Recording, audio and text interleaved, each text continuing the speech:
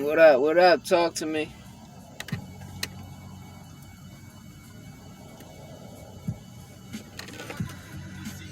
Talk to me. I want to talk to the youth right now. You know, if you ever heard that saying, if your mom ever told you, or your grandparents, your father, or whatever, ever said choose your friends wisely, or that nigga ain't your friend, he just with you because you got money or whatever. What's up, boy? Take heed to that shit. And the reason I say that because they're correct.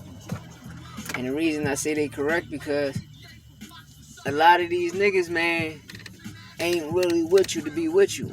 You know, like they say, man, and it's the truth. It be your niggas that'll get you touched. It be your own niggas that'll get you smoked. It be your own niggas that'll line you. Your own niggas that'll set you up. Why? Because of greed and hate.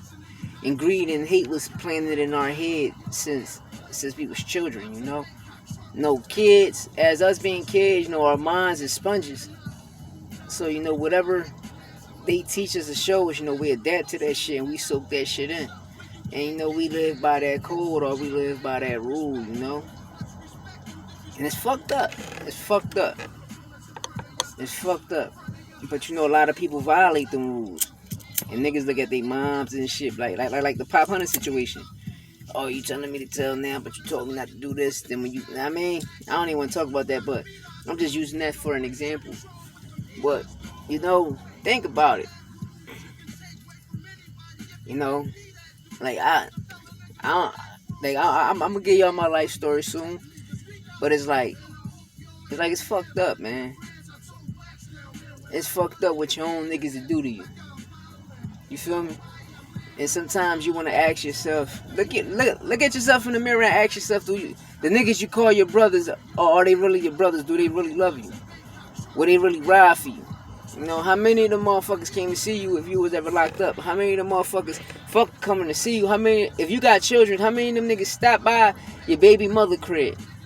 Number one, not try to fuck your baby mother and just look out for the kids. You understand? Because a lot of these niggas you locked up, they gonna fuck your baby mother. You understand? And then you can't blame your man, you gotta blame your bitch. Cause bitch, what the fuck you doing opening your legs to this nigga? What the fuck you doing ever giving this nigga play? Which means is y'all two already always had it in for each other. You understand that? That's what a lot of niggas need to wake up and realize, like, damn, like, do these niggas really love me? I call like the way I love these niggas, do they love me the way I love these niggas? You understand? Sometimes you need to question yourself about that situation, man. And so I'm only talking to the youth, man. You know, when you get in the game, man, there's rules to the game. And one of the rules to the game is no telling. You know? And what fucks me up is a lot of niggas like, you know, I stand on that shit, no telling, blah, blah, blah. But when the opportunity and everything comes around and it happens to you, and you put in that category, what the fuck you going to do when you hear them football numbers? Because you got to remember, if the first deal, the number going to always be high. Second deal is going to be kind of high. Third deal probably be low when you go to trial. If you blow trial, you probably get some like, it depends, man.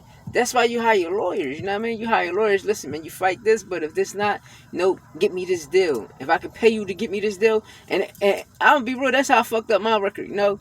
Trying to get home to my oldest son. I was fucking I had crazy ass cases, but I was, listen, man, I'll pay you for this if you can get me this deal. Or yeah, I can get you that deal. Well, here, take this money. You know, and that's what happened. You feel me? But, you know, like, my shit deep. You know, and I want to go, I'm going to get into my shit soon, you know? But, it's just crazy. It's just crazy, man. Like, pressure's a motherfucker, man. Pressure's a motherfucker. And I ask people, man, like, what would you do?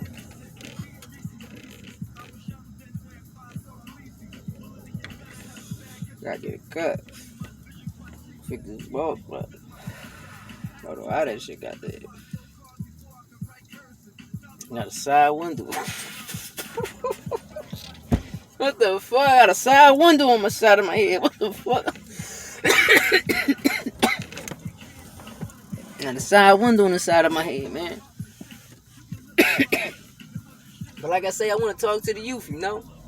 Like, share, subscribe. I like for y'all to comment and hit them like buttons, but comment, you know. You ain't gotta hit the like buttons, just comment. What, you know?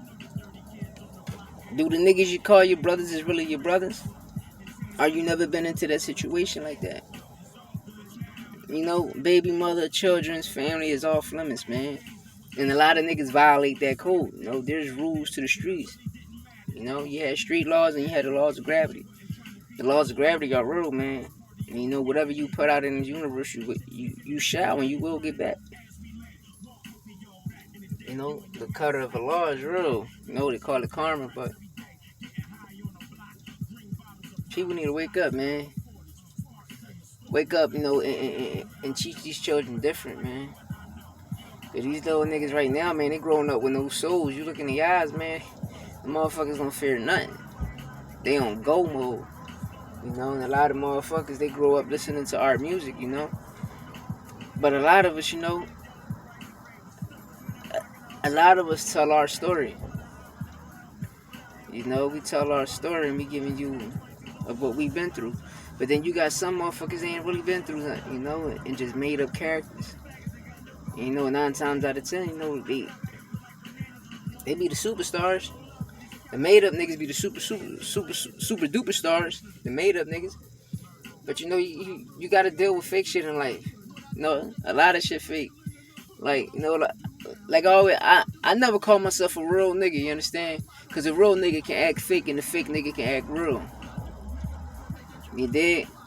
As I say, I'm a live nigga. I'm gonna give it to you raw and uncut, man. I'm gonna tell you how it is. And if you don't like what I tell you, fuck you. That's how I feel. I'm just telling you how I feel on my side. I ain't gonna hold no punches. I ain't a yes man. You know, if I think it's a good opportunity, if you can make it out of the situation, go ahead. You know, but like I tell people, you know, trying is for failures, man. You gotta do it. Don't never say I'm gonna try to do it, because a lot of niggas say I'm gonna try, never do shit. You know? So when you doing it and you fail at doing it, at least you can say you did it. And you can explain and speak on it and tell a person off experience. And that person, if he end up successful in a situation you try to be successful and then fail, he can teach you the ropes. You understand? And the way you and what you failed at, you can show him. So if he ever come across that, he'll know like, damn, such and such been through that. The nigga jump right over that puddle. But niggas is greedy. Niggas is greedy with knowledge, man. They don't want to see the next motherfucker on. That is what it is, man. And the crazy thing about this generation, just a cosign. It's a repost, a retweet, whatever, a cosign. You know? Like I say, everybody get their opportunity. Everybody get the opportunity. You just gotta put the work in.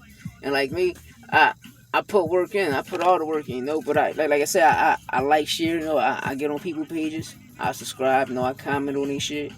And me sometimes, you know, whenever I drop something, I tag a nigga on it. And you know, sometimes I get response. And I don't just jump at it, nigga. Yeah, I got music, all this and that. No, I leave it as it is. If I feel as though something is right, they need to hear something, I'ma drop it. I send it to them like, no, and let them think what they think about it. But like I say, like me, once more, like to me, I'm just going by my opinion. And I know my opinion is always right and facts. Once a motherfucker hear me, it's over. They like, damn, Poppy can rap. Like, I ain't talking about, like, that little motherfucker can rap. You know? And I just tell these kids, man, chase your dreams, man. Chase opportunities, man. But listen, no, just listen to what I'm telling you, man. Like, the niggas that's close to you, man, you gotta be curious about them sometimes. And the fucked up thing is, it be the nigga you never fuck with that's gonna be there at the end. And that's crazy. You ain't never fuck with this nigga, and all of a sudden, that nigga just forged a friendship out of nowhere, and he be the least nigga you expect to ride. I'm trying to tell you, man. This shit crazy. This shit like a movie, man. Life's a movie. You just live on the role, you acting it out, man, until it's your time to go. But whatever you put out in the universe, you shall receive.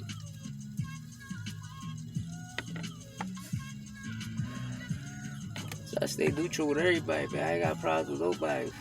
When I was a kid, I had a lot of problems, man. I felt for a while. My niggas felt. Some of my niggas died. And my niggas is my cousins, you know what I mean? And them niggas just gone, you know? The majority of them, dog, you know, it's the niggas that's close to me. They own homies. Or some situations our own blood. And I just look at the situation like, dang, sometimes it just take a conversation to fix something.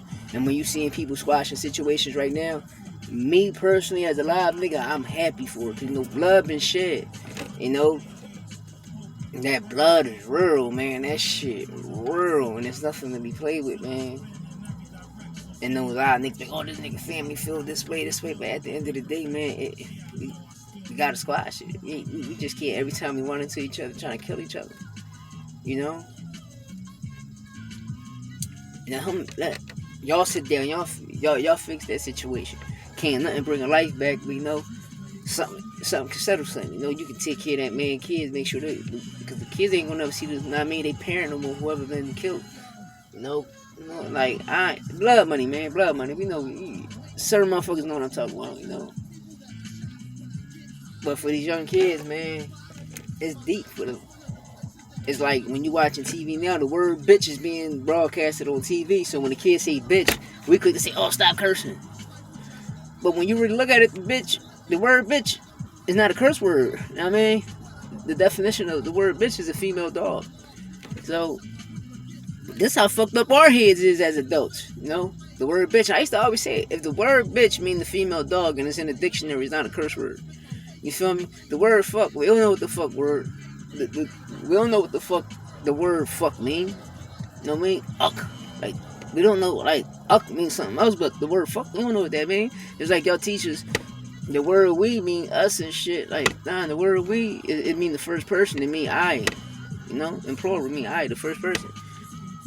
Like I said, a lot of shit we need to look into, and understand. Like, I'm gonna be real, like I dropped out in the 5th grade. I graduated from the 5th grade.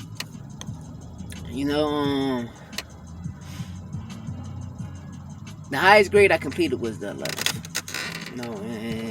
And I completed that like being in placements and shit.